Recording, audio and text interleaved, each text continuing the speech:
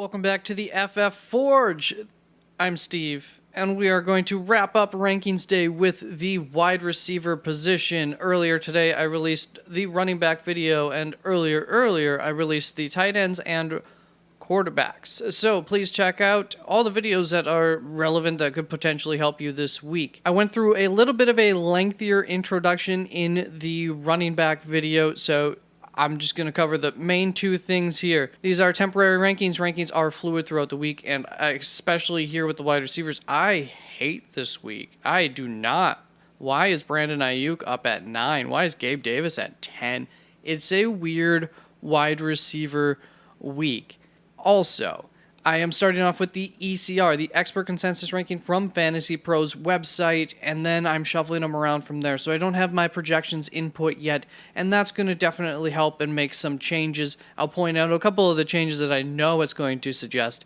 And so check out my full rankings on the website, www.theffforge.com. There's a link down in the description for that. Also, if my finger were to go over just a little bit more, you would see I'm pointing to this difficulty ranking. Red is good, blue is bad, white is going to be a neutral setup. I have started to put these into kind of tiers to say, hey, these are going to be the guys that I suggest the most. I believe I have 5 tiers for the wide receivers. I'll try to point those out as we go, but let's just get right into this, starting off at the top for my wide receiver ones. I have Stephon Diggs ranked number 1 this week, followed by Justin Jefferson, CeeDee Lamb, A.J. Brown, Amon-Ra St. Brown, DeAndre Hopkins, T. Higgins, Devontae Adams, Brandon Ayuk, Gabe Davis, Terry McLaurin, and Amari Cooper to wrap it out at number 12. There's nobody to really speak about up here. These are guys that you're starting, obviously, through number 8, must starts. And then from wide receiver 9 through wide receiver 20 this week,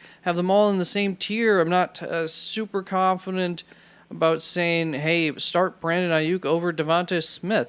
Kind of depends what you want. Do you want that safer floor? Do you want a ceiling play?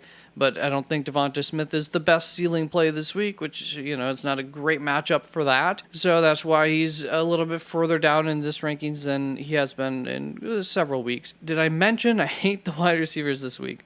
Let's get on to the wide receiver 2s, and I will be discussing the players who I have the largest difference in consistencies with compared to the experts at this point when I grab the expert consensus rankings. Starting at wide receiver 13, I have Chris Olave, followed by Allen Lazard, Tyler Boyd, Courtland Sutton, Joshua Palmer, Darnell Mooney, Deebo Samuel, Devonta Smith, Curtis Samuel, Rondale Moore, Garrett Wilson, and to wrap out the wide receiver 2s, it ends up with George Pickens. Right around wide receiver 21, there's a bit of a fall off in confidence or expectations. Just a heads up that will go on through into the next tier. I prefer tiers over just saying these are the top 12, these are the top 24, which is why I've introduced that. Let's start off with Joshua Palmer here, who I have 6 spots ahead of the ECR. I have him at 17. The ECR on him is 23, going up against Kansas City. It's a good matchup. There's a ceiling there. This is, of course, dependent upon, is Mike Williams coming back this week? Is Keenan Allen coming back this week? Are they both coming back this week? That could have major changes to Joshua Palmer's expectations, and keep that in mind this week. If you're short on wide receivers and relying on Joshua Palmer, go out to the waiver wire and grab the best option there, just in case, if you can fit them onto your roster. If there's several guys that you like, just, plan out what you're going to do if players start to return there for the Chargers. Then we go on to Darnell Mooney, who is going up against Atlanta, and I have him 6 spots ahead of the ECR. I have him at 18. ECR on him is 24. It's an excellent matchup. I can't wait till I can get Darnell Mooney back into where he should probably be, round wide receiver 30 or 25, somewhere in there. But when you keep presenting me with these kinds of matchups where the ceiling's there for a guy who has a huge ceiling, I can't ignore it. It would be pretty hard for me to sit Darnell Mooney this week if I have him on my roster. Then I have Deebo Samuel 10 spots behind the ECR. I have him at 19. The ECR on him is 9. It's a weird quarterback week, wide receiver week, so I understand why he is so high for the experts. Once again, this San Francisco offense has a lot of guys, and they're not all going to be performing each week, and Deebo Samuel hasn't had a great season up to this point. Going up against Arizona, it's not a great matchup. It's not a terrible matchup. They tend to be a pretty limiting defense, kind of play downhill on teams and prevent them from having big plays usually. It could happen this week, but there are players who I either think have higher ceilings or higher floors than Deebo Samuel, which is the reasoning for these. Like Courtland Sutton versus Deebo Samuel, gosh, that would be hard for me to put Courtland Sutton out there over Deebo. So that's something where I'll see what my projections are thinking on that, what the advantages may or may not be. But Courtland Sutton going up against Las Vegas, especially if Jerry Jeudy's out, being the only target there, primary target in the wide receiving core, it's one of the best matchups. So it would also be hard for me to sit Courtland Sutton this week and just hope that he doesn't lay an egg for me. Now let's move on to Curtis Samuel, who I've ranked 21st, 7-5 spots ahead of the ECR. The ECR on him is 26. Going up against Houston, it's a limiting defense. This is definitely a game where I could see him getting a good target share. So like him all the more in a full PPR setup than a non-PPR setup. That's pretty normal for Curtis Samuel. Now let's move on to Rondale Moore, who I have 22nd, 5 spots ahead of the ECR. The ECR on him is 27th. Going up against San Francisco, don't love the matchup, but I do think, especially if Kyler Murray's back, he gets enough targets that I just feel comfortable with him in a week where I'm not feeling comfortable with a lot of guys, so I do like him enough to say that he's in that top 24 starting territory. Then I have George Pickens up here at 24. The ECR on him is 29, so I have him 5 spots ahead of the ECR going up against Cincinnati. That has a fair amount to do with him getting this high and just some of the guys who have dropped down.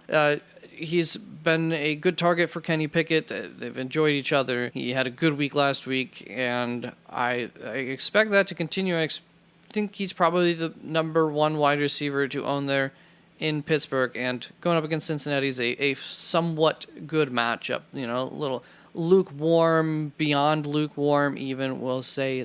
You're starting to see a couple of bubbles there. It's not boiling hot, though. Now let's move on to my wide receiver 3s, and you can see that tier from wide receiver 21 goes all the way to wide receiver 34, where you can mix and match them up. There's advantages and disadvantages to all of them, but I have a similar confidence level on all of them. And that begins with Drake London up here at 25 for the wide receiver 3s, followed by Deontay Johnson, Juju Smith-Schuster, Christian Watson, Kadarius Toney, DJ Moore, Michael Pittman, Jacoby Myers, interesting alley, followed by Devin Duvernay at 33, Darius Slayton, Nico Collins, and to wrap up the wide receiver 3s, I have Donovan Peoples-Jones, though I do have that tier cutoff starting at 35, and that's going to be just a little tier from 35 to 38, between 2 tiers, we could call that tier. I have a little bit more confidence with them than these players, but they're also far from guarantees compared to these. So, and just another note here for a Chargers player, DeAndre Carter, of course. That large, even more so than Joshua Palmer, depends upon the return of Keenan Allen and Mike Williams. Now, let's start off with Drake London, who I have 6 spots ahead of the ECR. I've met 25. The ECR on him is 31, going up against Chicago. I feel the same way I feel about Darnell Mooney. I hate to have him this high, but it's a good matchup that you could take advantage of. And there's just some concerns with other players. He's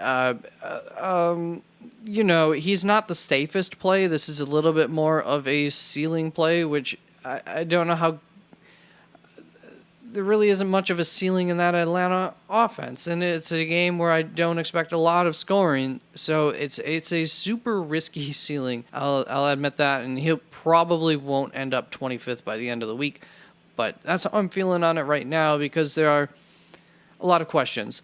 So here's one of the questions. Christian Watson, I have at 28. I have him 4 spots ahead of the ECR. The ECR on him is 32nd. I want to put him higher, but it's a 1-game sample size. He dropped 2 of the balls, 2 of his targets out of the 8 targets. He has had a dropping issue. He also had a great game, and this is like the perfect matchup going up against Tennessee. They're the team that's going to allow Christian Watson to take the top off. Love the matchup for him this week. Love the player, love the talent. But there's still a lot of questions as to whether that could happen a second week in a row here. So I don't know where he'll end up in my rankings, but I want to play him if he's on my team. I'm just a little bit concerned as to whether or not it's going to work out. Then Kadarius Toney, I've ranked 29, so I have him also 4 spots ahead of the ECR. The ECR on him is 33, going up against the Chargers. Half expecting at least one of those 2 receivers to come back for the Chargers, which would then make that game, open that game up for a little bit, to be a little bit higher scoring, a little bit more competitive, and which means that the teams will have to pass more. And, Kadarius had a good week last week. He's seemed to fit in really well there, really quickly. So I'm buying it as someone who was not suggesting for you to really take him off the waiver wire or anything. So my apologies on that. Hopefully it continues to work out because right now I'm selling him to you. Now let's move on to DJ Moore, who I have ranked 30th. The ECR on him is 19, which means I am 11 spots behind the ECR, going up against Baltimore, which I think is a tougher defense than this gauge would show going forward, although their secondary is not going to be like the strongest part of that defense, but it might be with that front 7 getting stronger. And here's the big thing for DJ Moore. Baker Mayfield's coming back, and that just did not work out in the beginning of the season. I think Mayfield's a better quarterback. I think that team could look better in the second half of the season if Baker Mayfield were to perform better, but that is yet to be seen. And so, yeah, I have some major concerns about that, and there's just players who I feel a little bit more comfortable about and who I think have higher ceilings anyways. I put DJ Moore and Drake London in some pretty similar territory. Michael Pittman, I have ranked 31st. The ECR on him is 20, so once again, 11 spots behind the ECR. Big difference. Going up against Philadelphia, I am happy that Matt Ryan's back. I do think that is going to help this offense. Same with the coaching change, them having a focus on the rushing attack with Jonathan Taylor, I think will end up helping Pittman, but it may take a couple weeks for that to come through, and this is not the type of matchup where I expect that to come through going up against Philadelphia. They've become a bit of a run funnel. Once again, why I like that for Michael Pittman is that should suck defenses in and allow Michael Pittman to get open on some play action plays, and that's where Matt Ryan has thrived in his career, in that play action type game.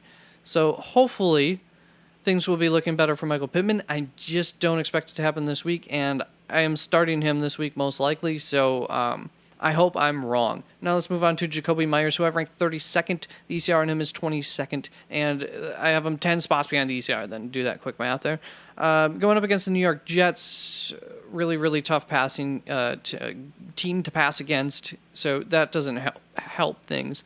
And then Jakobi Meyers is someone who my projections love. I absolutely know that. So he will probably move up in these rankings because I'll cave to my projections to some extent on him.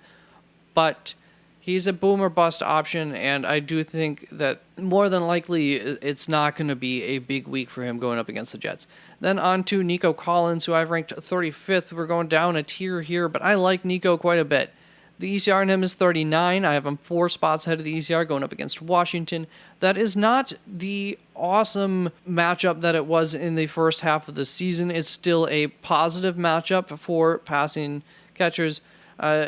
We can see this one more week out of Nico Collins. He'll start to creep up into being a more confident start, but I've been talking about him since the offseason.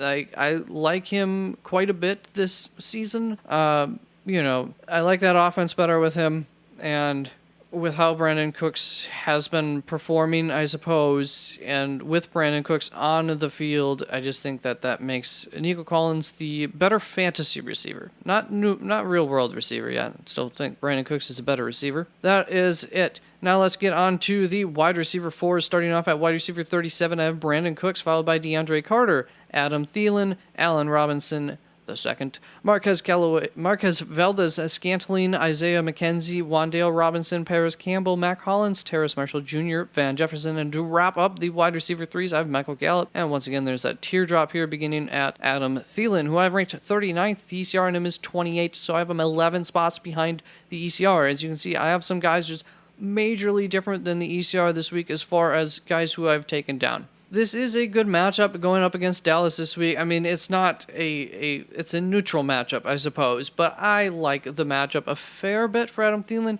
The concerns come in with his usage last week, and he hasn't had too many big weeks, and he's touchdown reliant. So this is a game that I like him for that touchdown, but they didn't really have him on the field in that kind of situation last week a whole lot. And KJ Osborne seemed to supplant some of his usage. So I just have some concerns there. And if I can avoid playing Thielen, I would for some of these other players.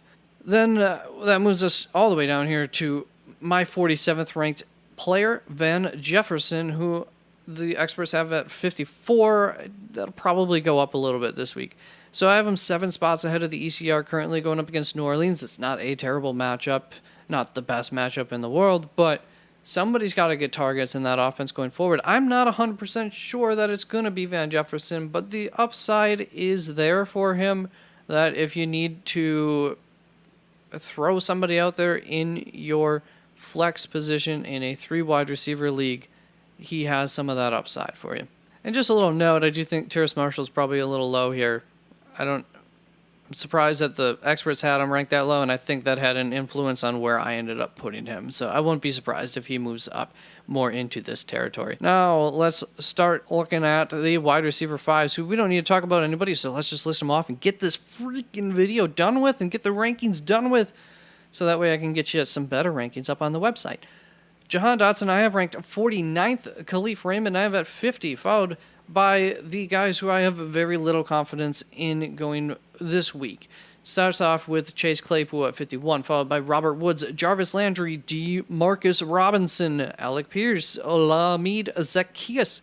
My projections tend to kind of like him a lot. And then KJ Osborne, Noah Brown, and Nick Westbrook-Ikhine at 59. There are not 60 because Cooper Kupp, I think, had to get taken out of here because he had not been put on the IR at the time of grabbing these rankings. So there you go. There's the top 24 once again, and do prefer those tiers over the top 24s anyways. Within those tiers, just go with your gut. It's always the best call. But if you don't trust your gut, or if you just can't, your gut's tearing at you with what the experts are saying or something, feel free to stop by on Sunday 1 hour before kickoff to see my final rankings, and where you can ask me some start-sit questions or just drop them off in the comments, and I'll get to them as soon as I can. Thank you very much. Take care. Good luck with your fantasy teams this week. I'm wishing you the best, and I'd be happy to help you out with that. Thank you. Bye-bye.